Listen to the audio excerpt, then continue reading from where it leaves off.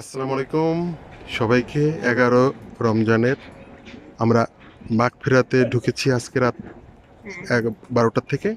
সবাইকে ধন্যবাদ। সবচেয়ে আমি আপ্লুত সবাইকে নিয়ে একটু বেশি মাহবুব স্যারকে দেখে।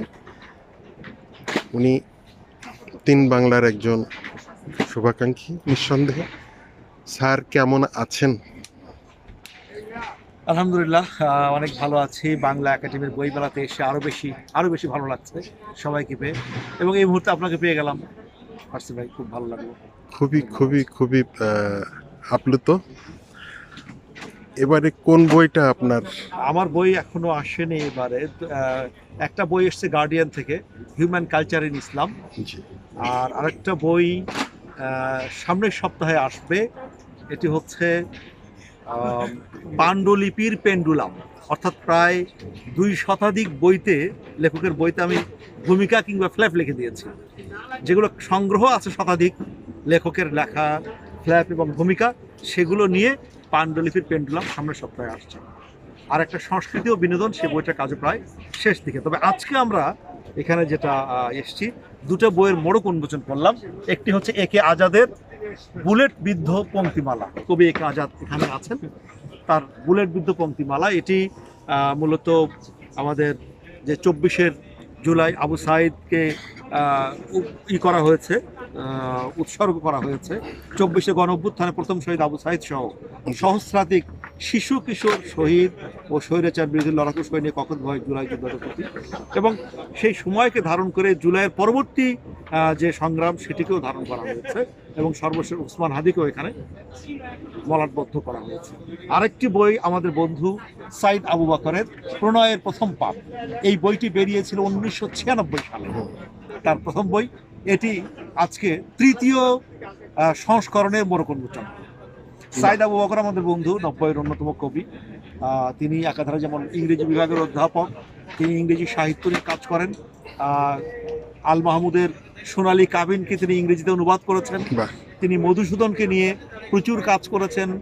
আল মাহমুদকে নিয়ে তার অনুবাদ যেমন আমেরিকা থেকে বেরিয়েছে, মধুসূদনকে নিয়ে তার কাজ ইন্ডিয়া থেকে বেরিয়েছে। এবং তার আরেকটি সবচেয়ে বড় কাজ হচ্ছে যে তিনি একটা মহাকাব্য লিখেছেন, নবীনামা। বেশ বড় সড় একটু নবীনামা। নবীনামা, এবং যে কারণে সাহিত্যিক মহল এখন তাকে মহাকবি হিসেবে স্বীকৃতি দেয়। এই দুটো বই নিয়ে আমরা আলোচনা করলাম, এখন শেষ হলো এবং ইতিমধ্যে আপনাকে পেয়ে গেছি। তো আসলে বইমেলা তো আমাদের হৃদয়ের একটি স্পন্দন। স্পন্দন, হৃদয়কে আলোড়িত করে, আমাদের স্বপ্নকে সুবাসিত করে বইমেলা। যদিও এবারে আমরা খুব আতঙ্কে ছিলাম, বইমেলা হবে কি হবে না, হবে কি হবে না, অন্তত শেষ পর্যন্ত বইমেলা যে হয়ে গেছে, হচ্ছে, হ্যাঁ। এটাই আমাদের শান্তি প্রসন্ন। এবং 16 তারিখ পর্যন্ত বইমেলা চালু চলবে থাকবে ইনশাআল্লাহ। তো আমরা এই বইমেলায় আসতে পেরে নিজেকে ধন্য মনে করছি, সেই সাথে আপনাকে পেয়ে আরো বেশি ভালো স্যার। লাগছে। উড ইউ মাইন্ড, পেন্ডুলামের যে বিষয়টা শুনলাম, এখানে যত লেখকের কথা আছে, ওখানে কি আপনি কোনো শঙ্কিত যে আপনাকে প্রশ্নবিদ্ধ করবে তারা? না, এটা হচ্ছে যে এখানে যেটা আমি প্রায় বললাম যে 2 শতাধিক লেখকের হুম। বইতে ভূমিকা লিখেছি কিংবা ফ্ল্যাপ লিখে দিয়েছি। জি। তার সেই একটা বইতে ভূমিকা লেখার জন্য কিন্তু প্রচুর সময় যায়, শ্রম যায়, কিন্তু সেই লেখাটা হারিয়ে যায়। আমি চিন্তা করলাম যে এত সময় শ্রম দিয়ে এতগুলো লেখা লিখেছি, সেই লেখাগুলো হারিয়ে যাবে। আমার ল্যাপটপে সার্চ দিয়ে দেখি যে প্রায় শতাধিক লেখকের শতাধিক বইয়ের ভূমিকা এবং ফ্ল্যাপ আমার কাছে সংগ্রহ আছে। আচ্ছা। আরো কিছু সংগ্রহ করে সেগুলো নিয়ে বইটা করলাম। এটা তো মূলত, হ্যাঁ, এবং আমাদের কবি এ কে আজাদের একটি বই, যে তুই কি আমার দুঃখ হবি, বাহ। সেই বইটি ফ্ল্যাপ লিখেছিলাম আমি, সেই বইটা ওখানে যুক্ত আছে। আমার সাইদ আবু বকরের ফ্ল্যাপের আছে। মুসা আল হাফিজের বইতে আমি লিখেছিলাম, ভূমিকা লিখেছিলাম। হ্যাঁ, সেটাও। আপনার কাছে শেষ প্রশ্ন, যে ওসমান হাদি ভাই এরকম একটা মেধা কি আর কখনো আমরা ফিরে পাবো? আসলে নজরুল নজরুল, রবীন্দ্রনাথ, ওসমান হাদি ওসমান হাদি, মাহফুজুর রহমান এখন মাহফুজুর রহমান। এক একজন আলাদা বৈশিষ্ট্য নিয়ে মানুষ জন্ম। ওসমান হাদি এমন একজন মানুষ যে তার মধ্যে যেমন কোমলতা ছিল, অসাধারণ মায়াবী চেহারা ছিল, অসাধারণ বিনয় ছিল, আবার অন্যায়ের বিরুদ্ধে সে একদম বারুদ হয়ে জ্বলে উঠত। যখন রাজশাহীতে সর্বশেষ তার সাথে দেখা হয়, আমি যখন নিয়ে বুকের মধ্যে নিয়েছি, বুকের মধ্যে সে একেবারে গুরুশুরু হয়ে ঢুকে পড়েছে। আমি ওর মাথায় হাত দিয়ে বলছিলাম, ওসমান হাদি, তোমাকে নিয়ে খুব ভয় হয়, তোমার জন্য দোয়া করি, সাবধান থেকো। সে বলছিল একটু বুক চেয়ে, স্যার আপনাদের দেখেই তো শিখেছি, আপনাদের লেখা থেকেই আমরা উদ্দীপ্ত হয়েছি। পারফেক্ট। আপনারাই যদি এখন আমাদেরকে ভয়ের কথা শোনান, এটা তো দ্বিমুখী আচরণ হয়ে গেল। বরং স্যার দোয়া করেন যে কটা দিন বেঁচে আছি যেন সত্যের পক্ষে, ন্যায়ের পক্ষে, বলিষ্ঠভাবে দেশপ্রেমের পক্ষে কাজ করে দিতে পারি। এইটাই এইটাই এইটাই ওসমান হাদি। এইটাই ওসমান হাদি। এবং ওনার একটা শেষ কথা আমি চাষাবাদ করে যাচ্ছি, জানি না ফলাফল কি হবে, যে আপনি 80 বছর 90 বছর বেঁচে থাকলেন, কোনো এক সময় আপনি হসপিটালে শুইলেন, যে কোনো হসপিটাল, উন্নত মানের হসপিটাল, কিন্তু এক শ্রেণীর নার্স কিন্তু আপনাকে বাথরুম থেকে এসে কোনো রকমের স্যানিটেশন না বুঝে আপনাকে ব্রেডটা খাওয়াই দিল। তাহলে আপনার শেষ খাওয়াটা কেন এমন দরকার? তার চেয়ে আসুন যে কদিন বেঁচে আছি জিহাদ করি, মানুষের ভালো কিছু পৃথিবীতে রেখে যাই। আমি একমত স্যার আপনার সাথে। আর আপনার সাথে প্রথম যে কয় বছর আগে দেখেছেন, আপনাকে এমনটি এখনো দেখছি, এটা একটা অনেক পরিবর্তন রহমত। হয়ে গেছে। আচ্ছা, আমি একটু বিপরীত লিঙ্গের কাছে যাব। আপু কেমন আছেন? হ্যাঁ, ভালো আছি। পরিচয়টা বলবেন। আমি মোনা, আমিও ছোটখাটো একজন লেখিকা বলতে পারেন। আমি কবিতাকে লিখি। তো বইটা একটু আজকে উল্টিয়ে ধরেন। এটা আমার ফ্রেন্ড একে আজাদের, আচ্ছা, একে আজাদের বুলেট বুলেট বিদ্ধ বিদ্ধ মুক্তিমালা। আজাদ স্যারের কাছে আমি যাব আপনার হ্যাঁ, কথাগুলো। আজাদের আমন্ত্রণে আজকে এসেছি আমি। রাজশাহী থেকে? না, রাজশাহী না, আমি ঢাকায় থাকি। আমি ব্রাহ্মণবাড়িয়ার মুগদর এলাকার মানুষ। আচ্ছা আচ্ছা। ঠিক আছে, আমি মুগদর বাহ। পাশের এলাকার মানুষ, আমরা খুবই মুগ্ধ হয়ে- কাছাকাছি। আচ্ছা, বাহ আমার বাহ। পাড়া আর ওর পাড়া পাশাপাশি পাড়া। হ্যাঁ, তো আচ্ছা। আসলে ওই যে বললেন না ওসমান হাদি আর মুগ্ধ, হুম। এরা বিশাল, এদের আসলে কোনো অল্টারনেটিভ হয় না, কখনো হবে না। 100 বছর পরেও আসে কিনা মুগ্ধ আর হাদি, সেটা কেউ বলতে পারে না।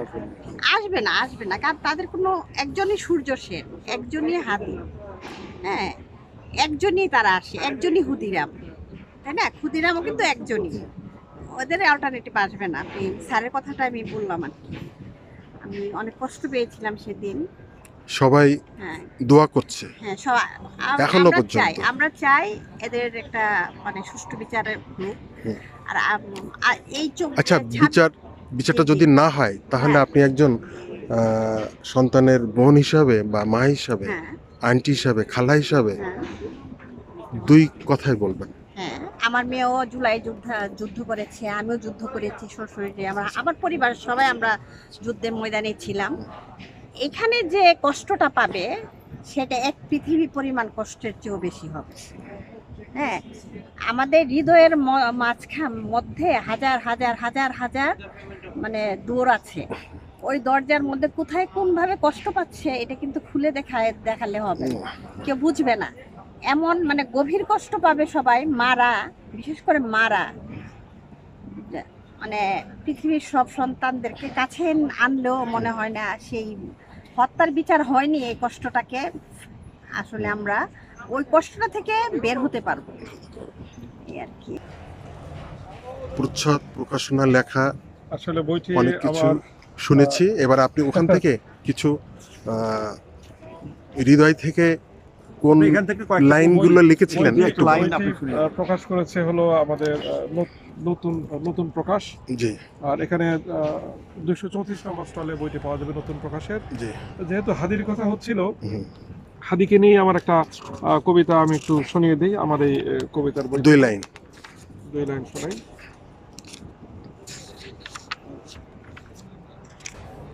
আমি কবিতাটা আমার প্রায় 20 লাইনের। আমি প্রথম 4 লাইন এবং শেষের 4 লাইন বলছি। হ্যাঁ, বুকের ভেতর ভিয়াস, রক্তে আগুন জ্বলে, শোকের তুষার চোখের কণায় ঝরনা হয়ে গলে। মীর জাফরের বুলেট বোমায় সিরাজরা হয় বিদ্ধ, হৃদয় তারে উমি চাঁদরাই করছে অগ্নিসিদ্ধ। এমন রাতে চাঁদের চোখে অশ্রু খোঁজে ভাষা, সে ভাষাতে নেই কো আওয়াজ, কেবলই কুয়াশা। 100 হাদির জীবন নিছে লক্ষ হাদি মিছিলে, ন্যায়ের পথে বীরের তরুণ পথের রক্ত পিছিলে। হাদির রক্তই অগ্নিগিরি, কে বলেছে হাদি নাই? জিয়ত কুণ্ডের জল পেয়েছে আজকে হাদির লক্ষ ভাই। হাদির রক্তে বেইমানি নেই, আগুন হয়ে জ্বলবে। 100 হাদি ইনসাফি বল, লক্ষ হাদি বলবে। 100 হাদির বুকের সাহস, লক্ষ হাদির বুকেতে। হাদি হাদি সবাই হাদি, রব উঠেছে বুকেতে। ধন্যবাদ সকলকে। আমরা সকলেই হাদির চেতনাকে ধারণ করি, আমাদের সন্তানেরা একটা হাদি হয়ে